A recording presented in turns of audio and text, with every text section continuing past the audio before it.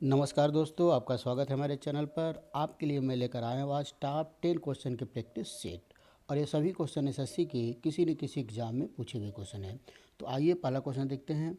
दिया है कि यदि संख्या 3 4 एक्स वाई 80 से पूरी तरह विभाजित है तो एक्स प्लस वाई का मान क्या होगा।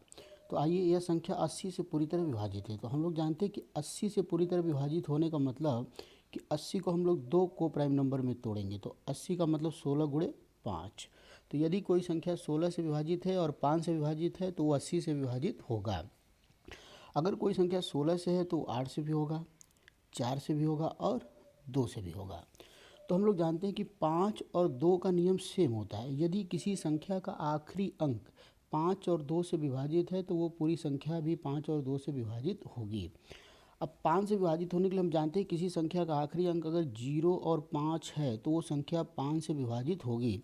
लेकिन साथ साथ हमको 2 से भी चेक करना है, तो हम 5 को नहीं ले सकते क्योंकि 5 2 से विभाजित नहीं है। तो यहाँ से y की वैल्यू केवल 0 पॉसिबल है। y की वैल्यू क्या हो सकता है? केवल केवल और केवल 0। अब x की बात करते हैं। अब हमको चेक करना है कि x का मतलब कि अब बचा 16, 16 का मतलब 8, 8 का मतलब 4। तो अगर कोई संख्या 8 से विभाजित होगी तो 4 से भी होगी और 2 से भी होगी। तो 8 का नियम हम लोग 8 से पहले चेक कर लेते हैं। तो 8 का नियम क्या होता है? यदि किसी संख्या का आखिरी 3 अंक 8 से विभाजित है तो वो पूरी संख्या भी 8 से विभाजित होगी। तो इस संख्या का आखिरी 3 अंक होगा 7 x और y की वैल्यू आ चुका है 0। अब यहाँ x की वैल्यू हम लोग ऐसा क्या रखें 0 से लेकर 9 तक डिजिट में x की वैल्यू क्या रखा जाए कि यह संख्या 8 से पूरी तरह कट जाए। तो आप देख रहे हैं कि 0 से लेकर 9 तक में x की केवल एक वैल्यू पॉसिबल है, वो है 2। अगर x की वैल्यू 2 रख देते हैं तो यह संख्या हो जाएगी 720 और यह संख्या 8 से पूरी तरह कट रहा है। तो यहाँ से हम लोग की x की वैल्यू आ गई 2 और y की वैल्यू आ गई 0। और क्वेश्चन में पूछा था x प्लस वाई, इसका मतलब 2 प्लस 0 बराबर 2। तो इस क्वेश्चन का आंसर कितना हो जाएगा? 2, ऑप्शन ए। आइए अगला क्वेश्चन देखते हैं। अगला क्वेश्चन देखते हैं दोस्तों। अगला क्वेश्चन दिया है कि 60 और 80 के बीच की सभी अभाज्य संख्याओं का योगफल क्या होगा।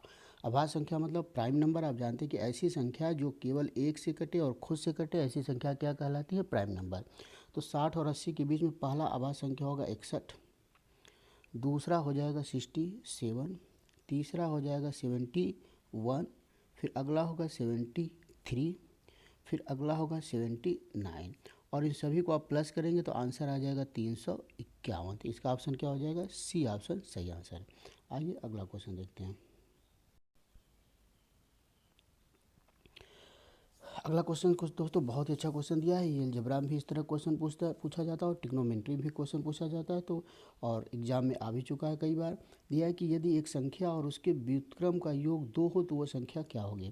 तो मान लेते हैं संख्या हमारी x है और उसका व्युत्क्रम 1/x और दोनों का योगफल बराबर दिया है 2। तो x की वैल्यू क्या हो सकती है? तो आप इस बात को याद कर लीजिए, अगर x प्लस 1/x बराबर 2 टाइप का कोई भी एक्सप्रेशन दिया है तो यहाँ पे x की केवल एक वैल्यू पॉसिबल होगी, वो होगा 1। केवल एक वैल्यू ऐसी है जो इस कंडीशन को सेटिस्फाई करेंगे, क्या हो जाएगा? 1 हो जाएगा।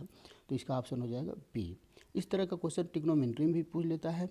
जैसे क्या पूछता है? देता है कि tan theta plus 1/tan theta बराबर 2 है तो थीटा की वैल्यू क्या होगी।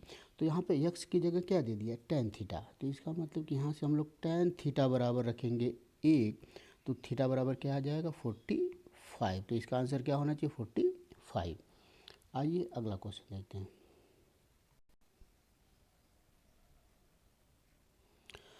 अगला क्वेश्चन दोस्तों दिया कि दो संख्याओं का योगफल 520 है। यदि बड़ी संख्या को 4% घटा दिया जाए और छोटी संख्या को 12% बढ़ा दिया जाए तो दोनों संख्या बराबर हो जाती है, तो छोटी संख्या क्या होगी। अब देखिए, मान लेते हैं कि बड़ी संख्या हमारी a है और छोटी संख्या हमारी क्या है? b है। बड़ी संख्या को 4% घटा देंगे तो कितना बचेगा? a का 96%। और छोटी संख्या को 12% बढ़ा देंगे तो कितना हो जाएगा? b का 112%। यहाँ से a बाई बी हम लोग निकालेंगे तो आ जाएगा 112/96। काट देंगे, 16 साते 12 और 16 छक्का 96। तो ए और बी का रेशियो क्या आ गया? 7 और 6। तो यहाँ से 7 और 6 को प्लस करेंगे तो 13 आएगा। यहाँ से अंकों का योगफल 13 आ रहा है, लेकिन क्वेश्चन में क्या दिया है? 520। तो हम लोग बोल सकते हैं 13 की वैल्यू हमारी है 520। तो 1 की वैल्यू हो जाएगी 4, तो छोटी संख्या 6 है तो 6 की वैल्यू हो जाएगी 4 6 का 24 मतलब 240। तो इसका ऑप्शन क्या हो जाएगा 240।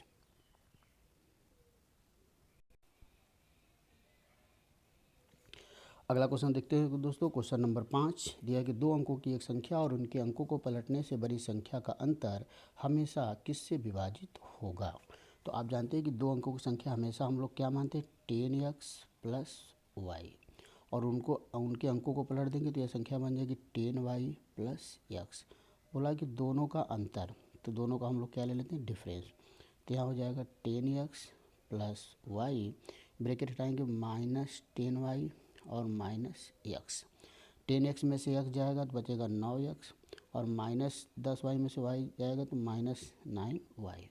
तो यहाँ से 9 हम लोग कॉमन लेंगे तो ये बन जाएगा x minus Y, 9 into X minus Y. तो आप देख रहे हैं कि इसको सॉल्व करने के बाद आ गया 9 इंटू एक्स माइनस वाई। तो आप एक्स वाई की वैल्यू चाहे जो भी हो, ये नंबर हमेशा 9 का मल्टीपल होगा। तो अगर 9 का मल्टीपल हुआ तो ये संख्या हमेशा 9 से कटेगी। तो इसका ऑप्शन हो जाएगा बी ऑप्शन सही हो जाएगा। दोस्तों इसी क्वेश्चन को एक तरीके से और एग्जाम पूछता है कि दे देता है कि दो संख्या और उनके अंकों को पलटने से बनी संख्या का अंतर की जगह दे देगा योगफल। अंतर की जगह क्या दे देगा योगफल हमेशा किससे विभाजित होगा। तो जहाँ जहाँ हम लोग माइनस लिया वहाँ प्लस लेंगे तो यहाँ प्लस हो जाएगा, यहाँ प्लस हो जाएगा, यहाँ प्लस हो जाएगा। तो देखिए 10x प्लस एक्स जुड़ेगा तो क्या बन जाएगा 11x। 10y प्लस वाई जुड़ेगा तो क्या बनेगा 11y। तो 11 कॉमन लेंगे तो ब्रैकेट बचेगा x प्लस वाई। तो ये संख्या हमेशा 11 का मल्टीपल हो गया तो किससे विभाजित होगा 11 से। तो इस बात को याद कर लीजिए कि अगर दो संख्याओं का योगफल और उनके अंकों को पलटने से बनी संख्या का अंतर दिया हो तो वो संख्या हमेशा 9 से विभाजित होगा। अगर योगफल दिया है तो वो संख्या हमेशा 11 से विभाजित होगा। आइए अगला क्वेश्चन देखते हैं। आइए दोस्तों अगला क्वेश्चन देखते हैं। दिया है कि दो अंकों की एक संख्या में इकाई का अंक दहाई के दो गुने से एक कम है। इकाई का अंक दहाई के दो गुने से कम है। यदि इकाई और दहाई के अंक को आपस में बदल दिया जाए तो नई संख्या और मूल संख्या के बीच का अंतर मूल संख्या से 20 कम होगी। अब दिया कि दो अंकों की संख्या में इकाई का अंक दहाई के दो गुने से कम है। तो इसको हम लोग ऑप्शन से करते हैं। इस क्वेश्चन को ऑप्शन से बहुत जल्दी कर सकते हैं। चेक करते हैं पहला ऑप्शन, इकाई का अंक 9 है, दहाई का अंक 5 है। तो 5 का दोगुना करेंगे 10 और एक कम करेंगे तो 9 आ जाएगा। इसका मतलब कि ये ऑप्शन अभी तक हम लोग को सही लग रहा है। बी को चेक करेंगे तो 2 दुना के 4 और एक कम करेंगे 3, ये भी सही लग रहा है। सी को चेक करेंगे तो 3 दुना के 6 और एक कम करेंगे तो 5, ये भी सही लग रहा है। डी को चेक करते हैं, 4 दुना के 8 और एक कम करेंगे 7। इसका मतलब कि पहले वाले कंडीशन से चारों ऑप्शन हमारा सही लग रहा है। लेकिन अगला कंडीशन क्या दिया है कि इकाई और दहाई के अंक को आपस में बदल देने पर, तो हम लोग मान लेते हैं कोई ऑप्शन ले लेते हैं। तो हम ले लेते हैं डी। मान लीजिए हमारी संख्या कितनी 47 और इसको अंक को बदल देंगे तो ये संख्या बन जाएगी 74। तो बोला है कि जो नई संख्या और मूल संख्या के बीच का अंतर, मतलब 74 में से 47 घटाएंगे तो आ जाएगा हमारा 27। तो जो अंतर आ रहा है वो मूल संख्या से 20 कम आ रहा है। तो मूल संख्या हमारी 47 है और अंतर हमारा 27 आ गया। तो हम देख रहे हैं कि अंतर मूल संख्या से 20 कम है। इसका मतलब कि हमारा डी वाला ऑप्शन सही है, जो दोनों कंडीशन को सेटिस्फाई कर रहा है। आप और भी ऑप्शन लेकर चेक कर सकते हैं, तो इस कंडीशन को कोई भी ऑप्शन सेटिस्फाई नहीं करेगा। आइए अगला क्वेश्चन देखते हैं।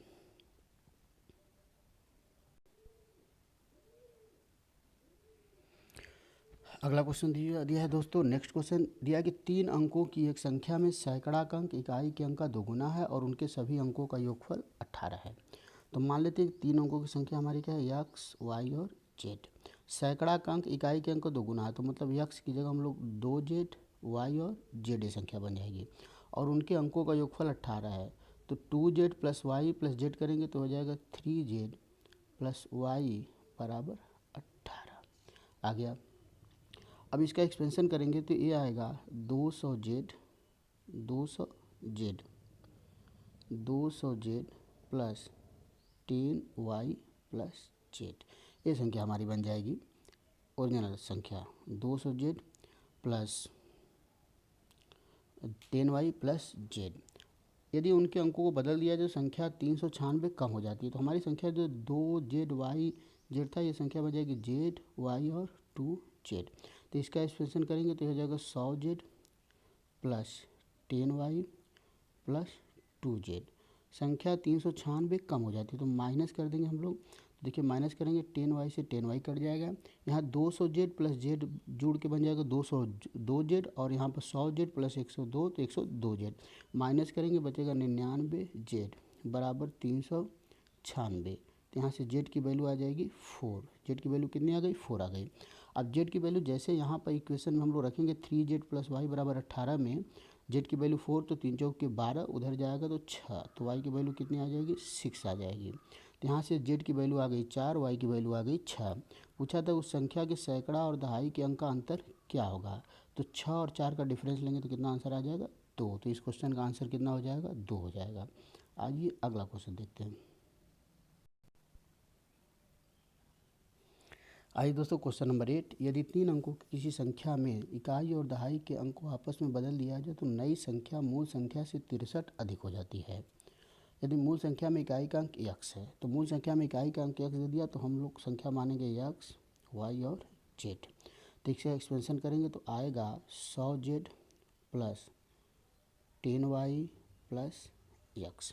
अब बोला है कि यदि इकाई और दहाई के अंक को बदल दिया जाए तो ये संख्या हमारी z x y बन जाएगी। तो इसका एक्सपेंशन हम लोग करेंगे तो ये संख्या हमारी 100z plus 10x plus y आ जाएगी। अब बोला है कि नई संख्या मूल संख्या से 63 अधिक है, तो इसमें से इसको माइनस करेंगे 100z से 100z कैंसिल, 10 में से x जाएगा तो बचेगा 9x, और यहाँ पर बचेगा माइनस 9y बराबर 63। तो x माइनस वाई बराबर कितना आ जाएगा? 7। 9 कॉमन लेंगे, 7 बार में कट जाएगा। तो अब x माइनस वाई बराबर 7 आ गया। अब x और y की वैल्यू ऐसा क्या लिया जाए कि दोनों का डिफरेंस 7 आ जाए। आपको पता है कि x और y की वैल्यू हम लोग 0 से लेके 9 तक कोई अंक ले सकते हैं। तो जो x की पहली वैल्यू है वो 9 लेंगे तो y की वैल्यू कितनी आ जाएगी? 2। 9 माइनस 2 बराबर 7। x की अगली वैल्यू 8 लेंगे और y की वैल्यू 1 लेंगे, और फिर x की अगली वैल्यू 7 लेंगे और y की वैल्यू क्या लेंगे? 0 लेंगे। तो यहाँ पे x की वैल्यू क्या है? 9, 8, 7। तो कौन सा ऑप्शन सही है? ये ऑप्शन करेक्ट है, 7, 8, 9। आइए अगला क्वेश्चन देखते हैं। आइए दोस्तों क्वेश्चन नंबर 9, बहुत ही अच्छा क्वेश्चन ये दिया हुआ है। 2 अंकों की एक संख्या और उनके अंकों को पलटने से बनी संख्या का योगफल एक पूर्ण वर्ग संख्या है, तो इस प्रकार की कुल कितनी संख्या संभव है? तो आप जानते हैं कि 2 अंकों की संख्या क्या होगी? 10x प्लस वाई, और अंकों को पलट देंगे संख्या बन जाएगी 10y प्लस x। इसको जोड़ देंगे तो 11x प्लस 11y। 11 हम लोग कॉमन लेंगे तो ब्रैकेट बच जाएगा x प्लस वाई। अब इसको पूर्ण परफेक्ट स्क्वायर नंबर होने के लिए x प्लस वाई की वैल्यू भी 11 होना चाहिए, क्योंकि 11 गुणे 11 करेंगे तो 121 आ जाएगा, और 121 हमारा परफेक्ट स्क्वायर नंबर पूर्ण वर्ग संख्या है। तो आप x प्लस वाई की ऐसी क्या वैल्यू लिया जाए एक्स वाई की ये संख्या पूर्ण वर्ग बन जाए। और आपको पता है कि 0 से लेकर 9 तक ही डिजिट हमको लेना है। तो देखते हैं x की वैल्यू अगर हम लोग क्या ले लेते हैं? 10 तो ले नहीं सकते। तो x की वैल्यू जो है कि पहली जो वैल्यू है, अगर 0 लेंगे तो इसको 11 लेना पड़ेगा, 1 लेंगे तो 10 लेना पड़ेगा। तो x की पहली वैल्यू हम लोग 2 लेते हैं तो y की वैल्यू क्या हो जाएगी? 9। x की वैल्यू 3 लेते हैं तो y की वैल्यू क्या हो जाएगी? 8। x की वैल्यू 4 लेते हैं तो y की वैल्यू क्या होगा? 7। x की वैल्यू 5 लेते हैं तो y की वैल्यू 6। x की वैल्यू 6 लेते हैं तो y की वैल्यू 5। 7 लेते हैं तो y की वैल्यू 4। 8 लेते हैं तो y की वैल्यू 2, और 9 लेते हैं तो y की 3, 9 लेते हैं तो y की वैल्यू 2। तो कितना कॉम्बिनेशन है? 1, 2, 3, 4, 5, 6, 7, 8। तो इस तरह की कितनी संख्या संभव? 8। तो ऑप्शन डी सही हो जाएगा। तो इस क्वेश्चन का आंसर होगा 8। आइए अगला क्वेश्चन। आइए दोस्तों आज का आखिरी क्वेश्चन, और बहुत ही इंपॉर्टेंट क्वेश्चन दिया है, पूरी तरह से कॉन्सेप्ट पर आधारित क्वेश्चन है। दिया है कि निम्नलिखित में कौन सा कथन सही नहीं है? सही नहीं है, इस तरह का कथन देगा तो आपको ध्यान से पढ़ना है, क्योंकि ज़्यादातर बच्चे यही समझ जाते हैं कि ये पूछ रहा है कौन सा कथन सही है। तो पहला देखिए, प्रत्येक प्राकृतिक संख्या एक वास्तविक संख्या। आप जानते हैं प्राकृतिक संख्या क्या होती है? 1, 2, 3, 4 डॉट डॉट डॉट इनफाइनाइट। तो प्रत्येक प्राकृतिक संख्या एक वास्तविक संख्या है, तो ये ऑप्शन हम लोग का सही हो जाएगा। दिया कि प्रत्येक वास्तविक संख्या एक परिमेय संख्या है। परिमेय संख्या क्या होती है? परिमेय संख्या ऐसी संख्या है जिसको p बटा q के रूप में लिख पाएँ, लेकिन q 0 नहीं होना चाहिए और p और q क्या होना चाहिए? इंटीजर, पूर्णांक। तो आप जानते हैं कि √2 भी हमारा एक वास्तविक संख्या है, लेकिन ये परिमेय संख्या नहीं है। तो इस हिसाब से बी आंसर गलत हो जाएगा, मतलब बी वाला कथन सही नहीं है। और यही पूछा था कौन सा कथन सही नहीं है, तो हम लोग का ऑप्शन क्या हो जाएगा, बी सही हो जाएगा। आइए अगला भी ऑप्शन चेक कर लेते हैं। प्रत्येक पूर्णांक एक परिमेय है। तो आप जानते हैं पूर्णांक क्या होता है, 1 2 3 4, या -1 -2, ये सब क्या है, पूर्णांक है।